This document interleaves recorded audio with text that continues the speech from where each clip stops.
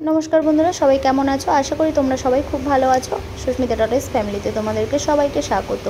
कचु शाकटा रान्ना करब आजके तोमादेर संगे प्रथमबार आमी कचु शाक शेयर करब। कचु शाकटा सिद्ध करे निलाम चापा दिए नेওয়ার परे एखन देखते पाচ্ছ कड़ाईते दिए दिएछि तेल और एर मध्य फोड़ने देब शुकनो लंका और कालो जिरे फोड़न। तो मा बोल्लो कालो जिरे फोड़न दिबि, तो सेई कारणेई कालो जिरे फोड़न दिलाम, ना होले आमी हयतो सादा जिरेई दिताम, केनना आमी जानि ना किभाबे करते हय कचुर शाकटा। तो अनेकबार करेছি কিন্তু তাও আমার যেন খুব একটা মনে থাকে না, কেননা কচু শাকটা খুব কমই আমি করি, কবে করেছি দু একবার আমার খুব একটা খেয়াল নেই।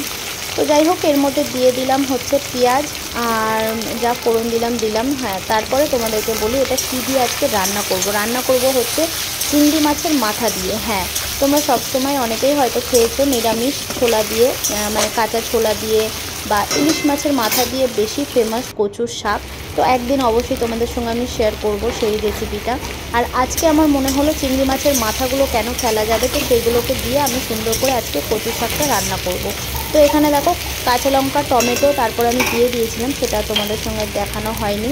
তো এখানে সুন্দর করে পেঁয়াজটা কাঁচা লঙ্কা তারপরে সব কিছু ভাজা ভাজা হয়ে গেছে। আমি এর মধ্যে এবারে দিয়ে দিলাম একটু নুন আর দিয়ে দেব এর মধ্যে হলুদ।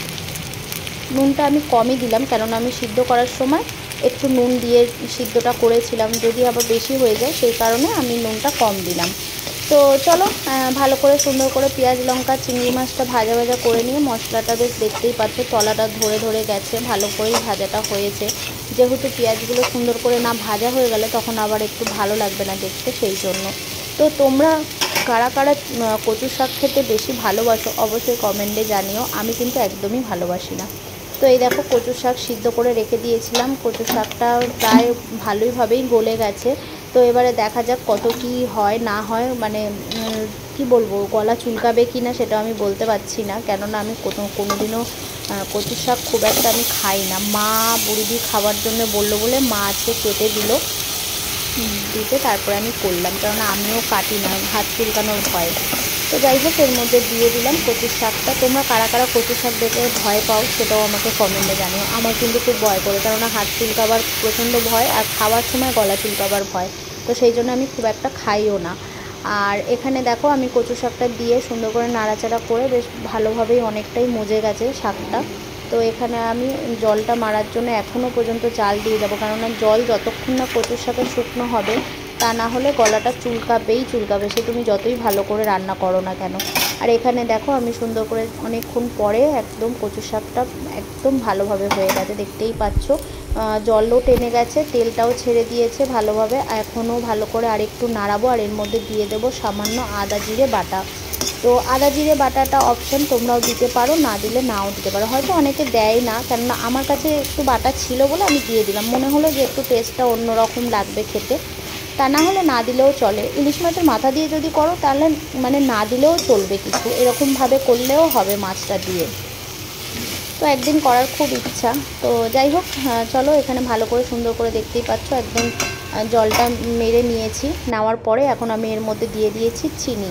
তো চিনিটা তো দিতেই হবে, মিষ্টি না হলে একটা একদমই ভালো লাগবে না। আচ্ছা তোমরা এর মধ্যে লেবুর রসও দিয়ে দিতে পারো, কেননা লেবুর রসটা দিলে কচুর শাকে চুলকানোর ভাবটা গলা চুলকানোর ভাবটা হয় না।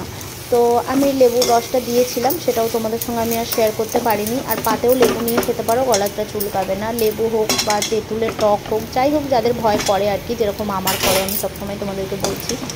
তো চলো সুন্দর করে আজকে কচুর শাক তোমাদের সঙ্গে চিংড়ি মাছের মাথা দিয়ে রেসিপিটা শেয়ার করলাম। তোমরা অবশ্যই কমেন্টে জানিও কেমন লেগেছে তোমাদের এই ব্লগটা। আর হ্যাঁ, যারা এই ফেসবুক পেজে তোমরা এই ব্লগটা দেখছো তারা প্লিজ আমাকে একটা লাইক করে দিয়ে কমেন্ট করে দিয়ে আর শেয়ার করে দিও। আর প্লিজ তোমরা সবাই মিলে একটু আমার ফেসবুক পেজটাকে ফলো করে দাও আর আমার পাশে থাকো, অনেক অনেক তোমাদের কাছে আমার রিকোয়েস্ট। তো চলো এখানে আমার কমপ্লিট হয়ে গেছে কচুর শাক, দেখো দেখতে কেমন হয়েছে কমেন্ট কিন্তু অবশ্যই জানাবে। তো চলো আজকের মতন ব্লগটা এখানেই শেষ করছি। সবাই ভালো থাকবে, সুস্থ থাকবে, সবাইকে ভালো রাখবে, সুস্থ রাখবে। আর ব্লগটা যদি ভালো লেগে থাকে অবশ্যই আমার ইউটিউব চ্যানেলটা একবার সাবস্ক্রাইব করে দিয়ে পাশে থাকা বেল আইকনটি প্রেস করে দিও। তো চলো, আর ইউটিউবে ফেসবুকে দুটোতেই তোমরা একটা করে লাইক করে দিও, কমেন্টে জানিয়ে যেও কেমন হয়েছে আজকে চিংড়ি মাছের মাথা দিয়ে